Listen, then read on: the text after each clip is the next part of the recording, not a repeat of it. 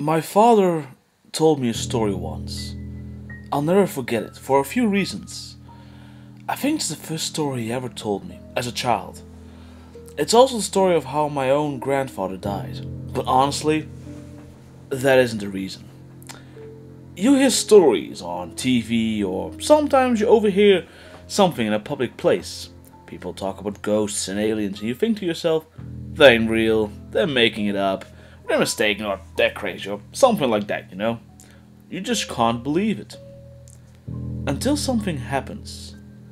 Something that brings it all together, connects the dots in a way you didn't think of before. Maybe it happened to you.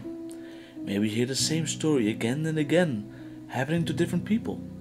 It doesn't take long for the world to become a lot bigger than you thought it was. But as I said, this is a story my father told me, but I never believed him, even though he swore up and down it was true. It wasn't until I started clicking around the internet that I started to believe. I started to hear other stories just like the one my father told me. It didn't take me long to believe in the rake. That's not what my father called it though, of course. He's never used the internet in his life, so he wouldn't know what we would call it. When he chose to call it something other than it or that thing, he called it Skinwalker after an old Cherokee tale his grandfather told him. But I'll tell you the story the way he told it to me. We were out hunting one night, he'd tell me. Coyotes. We kill them for $50 a skin. They lived on a dairy farm in Ohio. They'd kill cows sometimes. We'd do it every night because we needed the money. Sometimes, while we were out, we'd stumble upon a deer and kill it. Our landlord didn't mind, and it could feed our family for a few nights and save us some money. Anyway, we were done making our rounds and heading home. Walking cause we didn't have a car or some four-wheeler back then. We cut through the woods. That's when we came upon it. Blood everywhere. Splattered on the trees and the grass and the creek everywhere. At first, we figured it was just a pack of coyotes. We'd see it sometimes. They can't scavenge and start hunting deer or cattle. The worst was when they breed with feral dogs.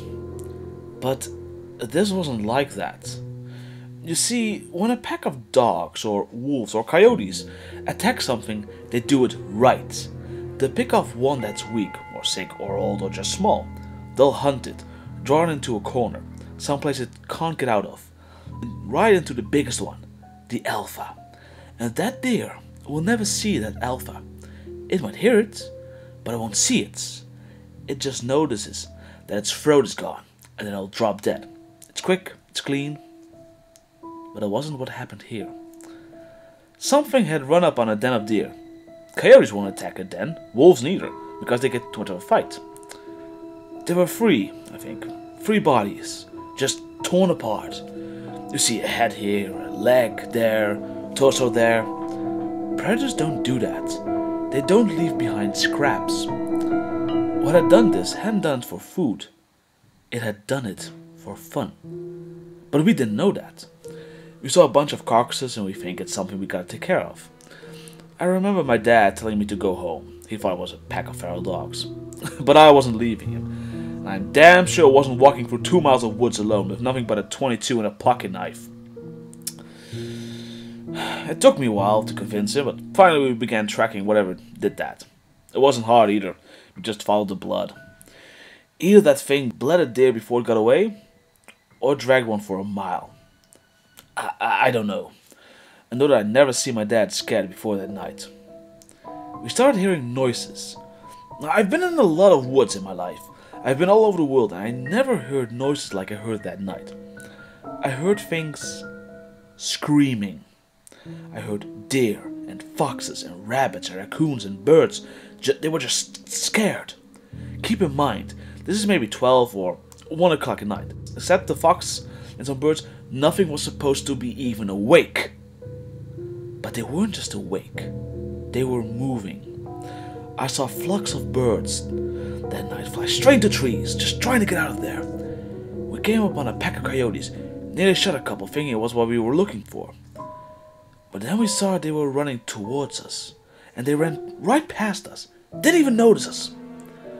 Then some deer did the same, then some rabbits, squirrels, foxes, and even a couple of wild hogs.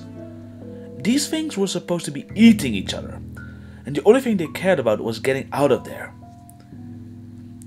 We should have put it together, that maybe whatever we were tracking, that it wasn't something we were supposed to see. It wasn't something we could kill. I don't know why we didn't just go home. I guess we were curious.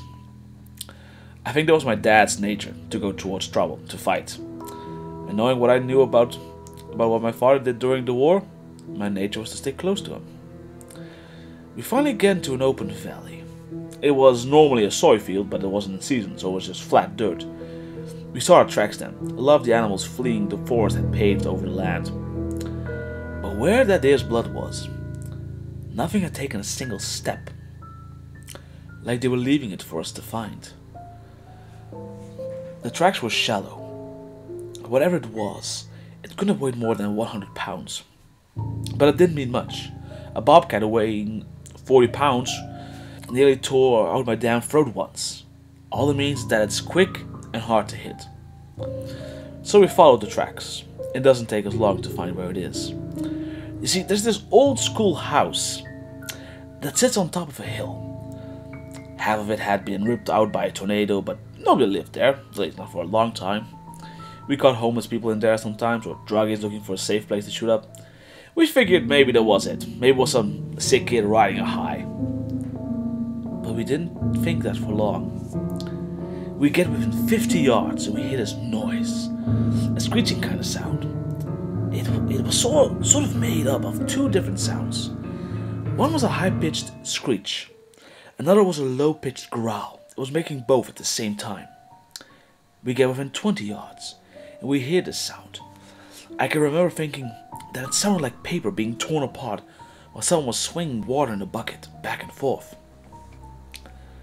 Dad looks at me, kneels down and whispers, "I gotta stay behind him, because we're about to corner him." Any animal will fight when it's cornered, especially when it's a predator.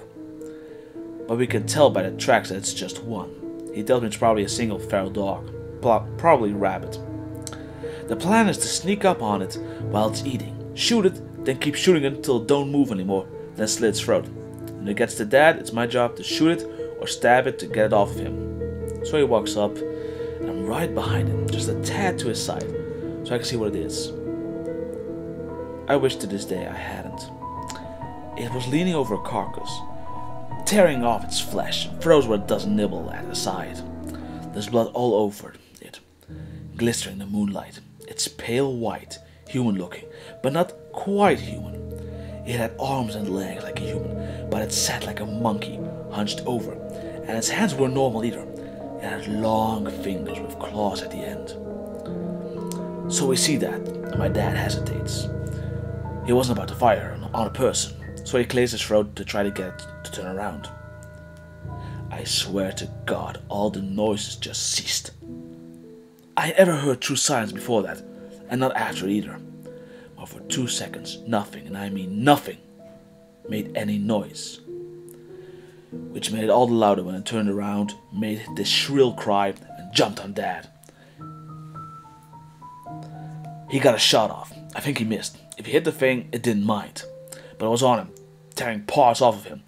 I started shooting it with the .22, point blank, but it barely bled. I got off 5 rounds, then I started hitting it with the gun butt, but it wasn't budging. It didn't even register that I was there. It's clawing at my dad, digging off bits of his flesh. It starts on his torso, ripping off the skin, his tit, then it moves up.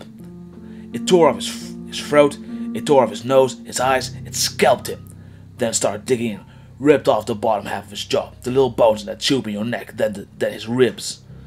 I don't exactly remember what happened next, but somehow my dad's knife ends up in this thing's shoulder, and my dad ends up on my back. I'm running, and by God, I'm running faster than I'd ever run before or after, and it's following me. I end up back in the woods, opposing the ones we've been in. I'm heading towards my landlord's house, because it's half a mile away. I can hear this thing, screeching and moaning.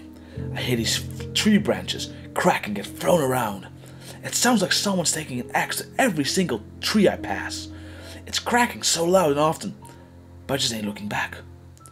Finally, I tripped into gravel. I looked up, and there's my landlord and a bunch of his buddies drinking around a campfire. I scream and cry, and they come over. I'm telling them to call an ambulance. He looks at me. I'll never forget what he said. "What's it on your back?" he asked me. Just as he said it, he saw those garbed flannel shirts my dad wore everywhere. It was what was left of my dad. Most of his head, his torso, but nothing after the waist. Suddenly we hear it, screeching. He grabs me, my dad gets thrown to the ground. I'm fighting him, crying, because I think we can still save him, somehow. Mom and Dad had been gone before I ever picked him up. He has to pick me up and throw me inside before I come with him. He and his buddies were all inside, and they're locking doors, getting guns. The landlord's asking me, what happened? What happened? But I just didn't know what to tell him. He pieced enough of it all together to understand that there was something dangerous there. All the lights in the house are on, and someone calls the cops. They'll be there, but in 15 minutes. We look outside and see it walking in front of the fire they'd made. Don't know what it is, but I'm saying it looks like an ape. Suddenly, something goes through the window. We shoot at it, but it ain't the thing. It's my landlord's dog. Just the body though, not his head or his legs.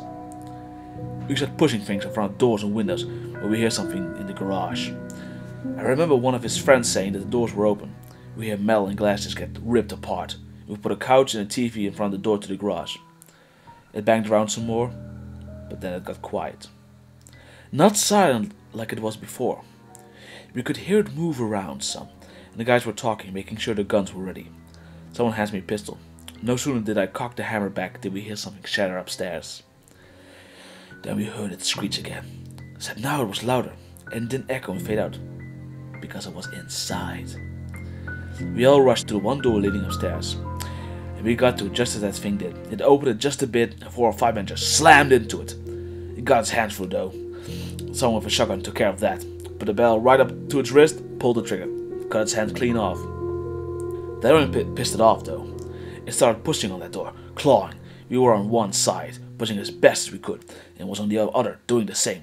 That wood just wasn't going to hold, so someone tells us to keep our heads down. Suddenly the top half of the door is just gone, my ears are ringing and there are splinters everywhere. 2 or 3 of them just unload on the top of that door. I don't really know where it went after that. The police got there, I was still glued to that door, or what was left of it. The sun was up before they got me off of it though. They put me in a hospital for a while, a lot of people talked to me, but I didn't talk back. Not for a long time. When I got back home, I got a job for the landlord, working on the farm. We didn't talk much, not about the thing. But I signed up for the army when I was 19, and he sat me down to drink some scotch as a send-off. I asked him right away what the police told him. The story they went with was a wild animal, probably a wolf or maybe a bear that had migrated north. I asked him how they could say that when they had the hand. He looks at me stunned. He tells me that had never made it back to the station. The cop who had it in his car wrecked, drove into a tree, died on impact. The hand was never found, probably taken away by an animal. The cops, when they would acknowledge the hand existed at all, said it was simply the paw of a bear that looked like a human hand.